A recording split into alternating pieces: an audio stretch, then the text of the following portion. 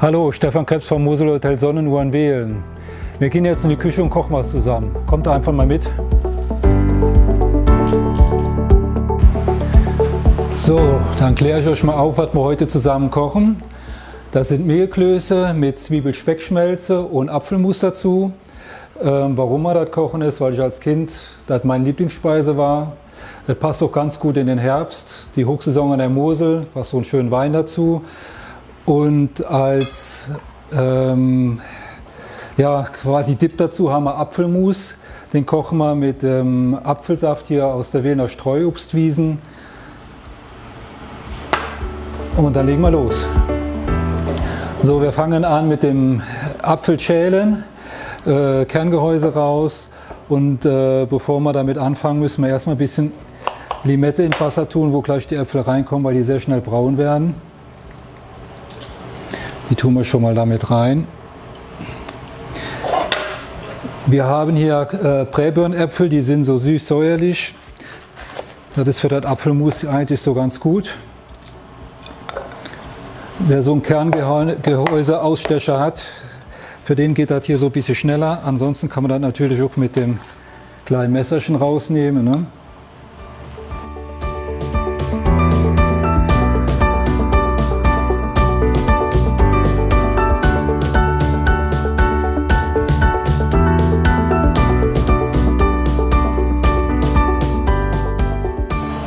Ja, das Rezept, also das Ursprungsrezept habe ich noch von meinem Vater, war auch damals gelernter Koch und Küchenmeister.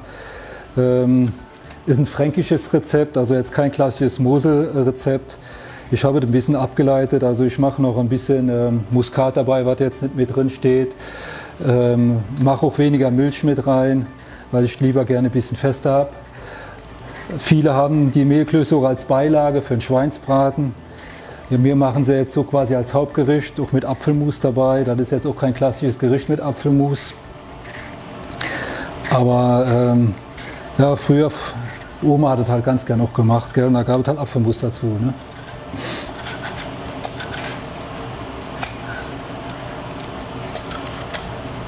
Ich habe immer selber eine eigene Schüssel bekommen, genauso wie beim Erdbeerkuchen. Ne? So. Dann nehmen wir ein bisschen Apfelsaft.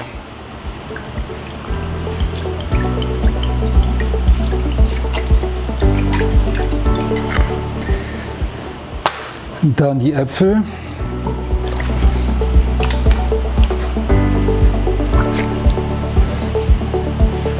Die Limette kann man ruhig mit reintun, eine Bio-Limette. Das ist wichtig, unbehandelte Limette.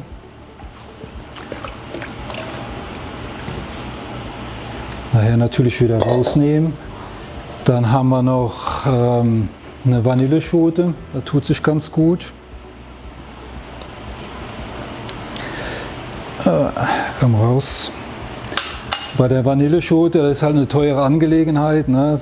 Wenn man die kauft, sollte man darauf achten. Ist halt immer schwierig vorher anzutasten im Glas. Aber die sollte schon schön weich sein, das ist wichtig. Ne? Nicht angetrocknet sein, sonst ist die Qualität nicht gut. Dann schneidet man sie auf.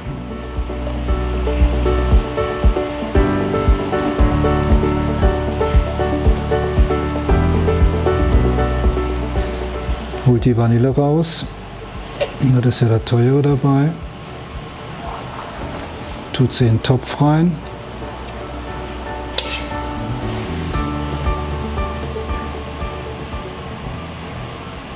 Dass man nicht zu viel verschenkt an Aroma, tut man auch die Vanillenschote mit rein und holt sie nachher noch mal raus.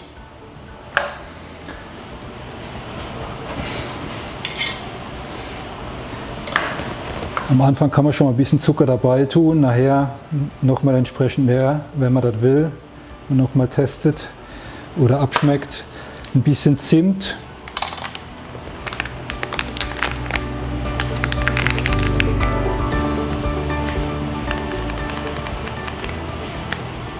Und das war's schon, dann machen wir die Sache mal an und lassen so 20 Minuten kochen, also köcheln. Den machen wir aus und dann gucken wir noch mal danach. Ne? So, dann starten wir mit den Mehlklößen, mit der Zubereitung der Mehlklöße. Da brauchen wir für das Mehl Eier, ich verwende immer Bio-Eier. Auch im ganzen Haus machen wir das. Also das ist so eine Einstellung, die wir eigentlich grundsätzlich vertreten. Dann etwas Milch, Salz. Das ist jetzt ein Himalaya-Salz und Muskatnuss. Da kann ich nur empfehlen, wenn ihr mal in Urlaub seid und irgendwo so Sachen angebaut werden. Das passt immer in den Koffer rein. Das habe ich auch selber mitgebracht. Die sind aus Grenada. Da fangen wir an und tun alles mal in den KitchenAid. Hier sind jetzt 500 Gramm Mehl, die sind schon abgewogen. Sieht nicht so aus, ist aber so. Ja. Dann haben wir 4 Eier.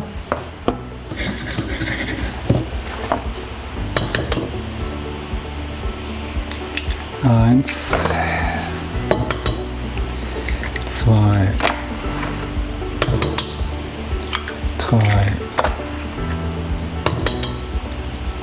4 und etwas Milch, ein Schuss.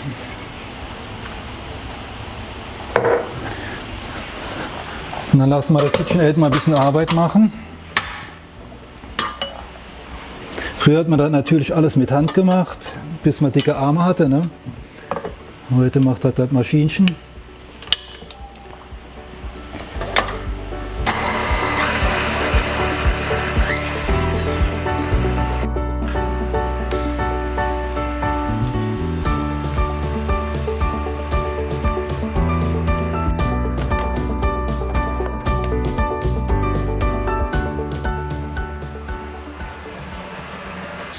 So in der Zwischenzeit, wo die Küchenmaschine den Teig für die Mehlküsse am Aufschlagen ist, machen wir eine Speck-Zwiebelschmelze.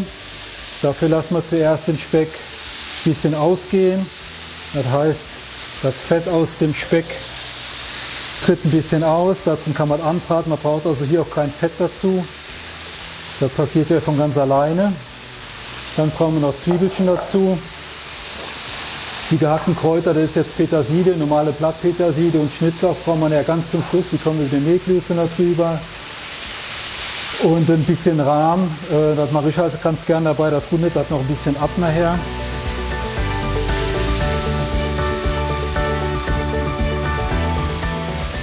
Wenn man jetzt Vegetarier ist, kann man natürlich den Speck weglassen, dann macht man eine klassische Zwiebelschmelze, das geht natürlich auch, hat man ein rein vegetarisches Gericht.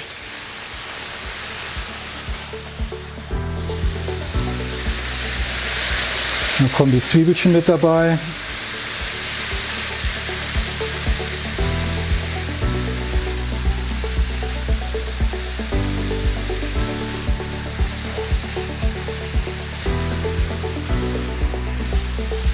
So, dann geben wir den ein paar Minuten.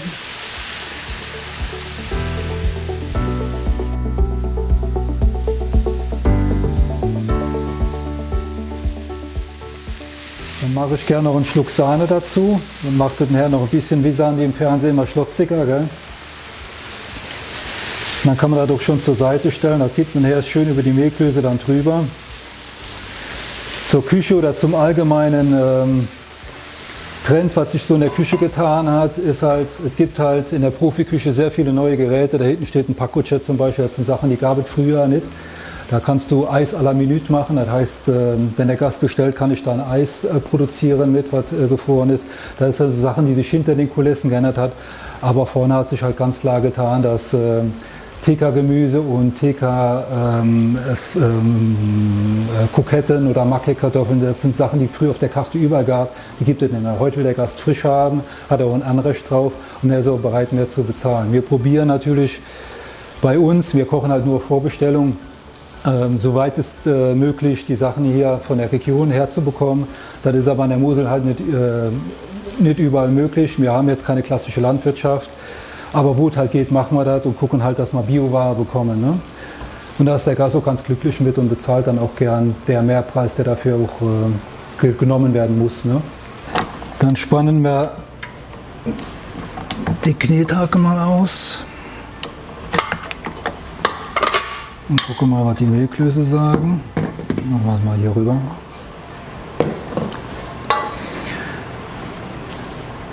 So, So sieht er aus, wenn er halt ein bisschen fester ist, so wie ich ihn ganz gern habe. Dann lässt er sich schnell auch besser abstechen.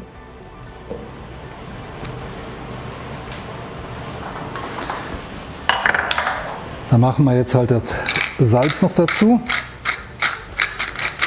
Die verlieren nachher natürlich im Wasser auch ein bisschen was an Salz, weil es auskocht. Da kann man ruhig schon ein bisschen mehr reinmachen, wobei man da auch nicht zu viel reintun muss, weil wir nachher noch Speck dazu haben. Ne? Von der Muskatnuss reiben wir auch ein bisschen was mit rein. Da auch ein bisschen vorsichtig muss sein. Zu der Muskatnuss ist zu sagen, wenn man da ein bisschen zu grob mit umgeht, dann wird die toxisch. Ne? Also es gibt Leute, die haben mal ein Rezept falsch verstanden und haben gemeint, sie müssten 16 Muskatnüsse in ein Rezept reiben. Die sind alle auf intensiv gelandet. Das gibt es halt auch. Wirklich nur ein bisschen abreiben. Gell? So.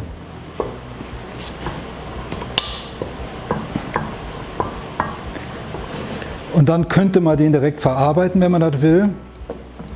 Ich lasse ihn aber ganz gerne auch im Kühlschrank ruhen 1 Stunde und nehme dann raus und stechen dann ab. So, da haben wir unseren Apfelmus. Wie man sieht, sind die schön weich gekocht. Für Apfelmus kann das ja ruhig so sein. Dann holt man die Vanilleschote raus. Und die schmeißt man auch nicht weg. Ne? Die tut man auf einen Küchenkrepp.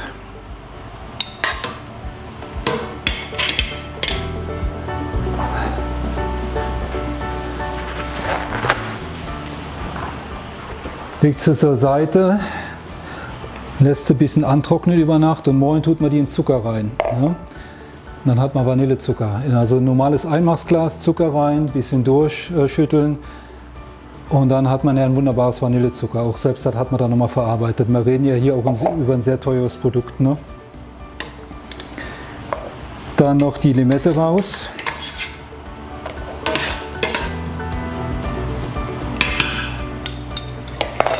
Und dann tun wir es pürieren. Hm?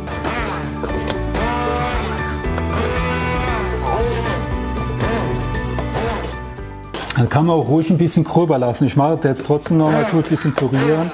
Da können ruhig nachher noch ein paar Apfelstückchen mit dabei sein. Wenn man nachher konservieren will, das heißt einkochen will und noch zu anderen Sachen wird man natürlich feiner pürieren. Aber jetzt für die Mehlklöße habe ich ganz gerne, wenn ein paar Apfelstückchen mit dabei sind. Ne?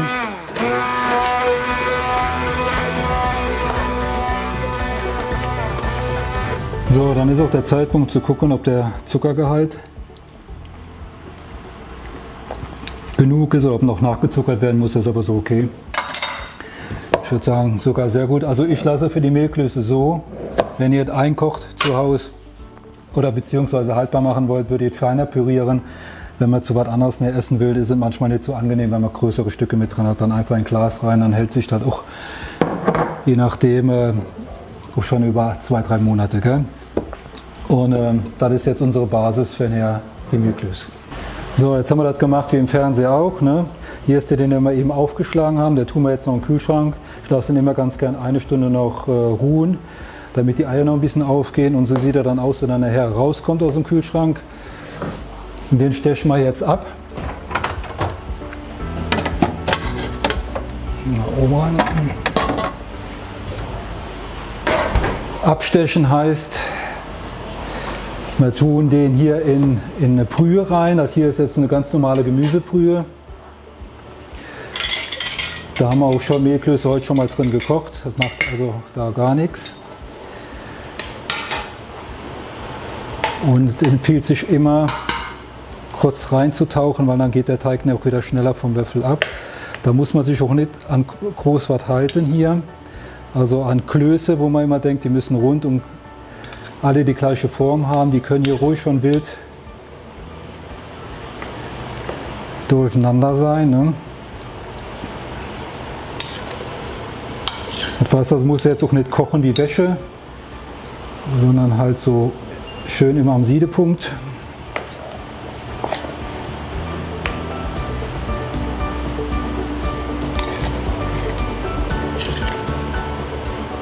So, die werden nachher hochkommen, also oben an der Wasseroberfläche schwimmen.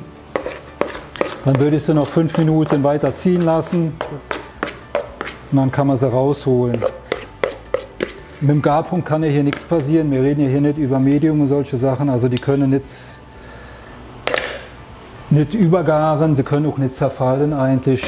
Aber wie gesagt, wenn sie gleich hochkommen, dann noch 5 Minuten und dann ist es gut. Lässt man sie jetzt schön in Ruhe noch köcheln, dann passiert jetzt nichts. Ne?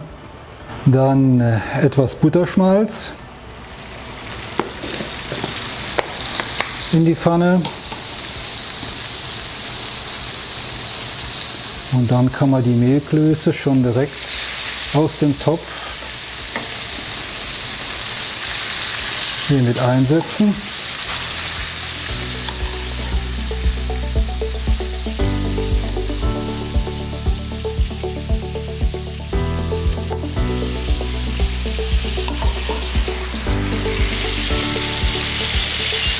Dann machen wir uns auch mal ein bisschen der Speck nochmal warm.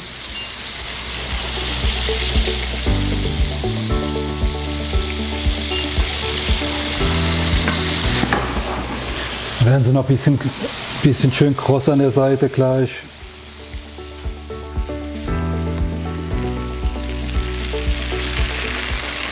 So, dann kann es schon losgehen mit auf dem Teller.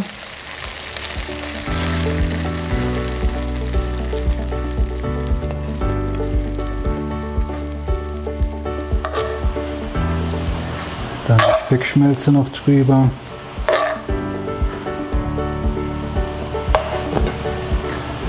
Ein bisschen was Grünes für das Auge. Und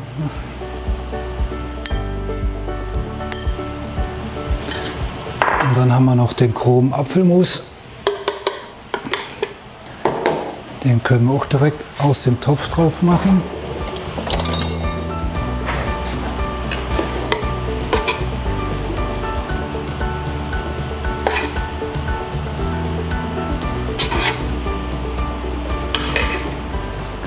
So, dann wünsche ich guten Appetit bei den Mehlklößen. Empfehlen tue ich dazu einen feinherben Wein, einen Riesling natürlich von der Mosel.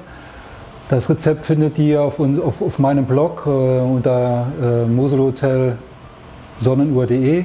Ich wünsche euch viel Spaß beim Nachkochen und guten Appetit.